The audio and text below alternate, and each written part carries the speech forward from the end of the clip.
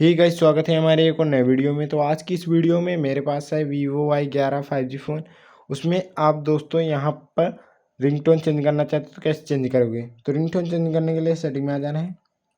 आने के बाद यहाँ पे आपको नीचे की तरफ स्क्रॉल करना है, साउंड एंड वाइब्रेशन पे क्लिक करेंगे और यहाँ से आप रिंगटोन चेंज कर पाओगे, देख पाएंगे। इनक्विक कॉल रिंगटोन, इस पर क्लिक करेंगे और यहाँ से रिंगटोन चेंज कर सकते हो। कस्टम रिंगटोन पर क्लिक करके अगर आपके गैलरी में सॉन्ग पड़े हुए हैं तो उनको भी सेलेक्ट करके लगा सकते हो। इस प्रकार अपनी मनपसंद रिंगटोन चेंज कर पाओगे।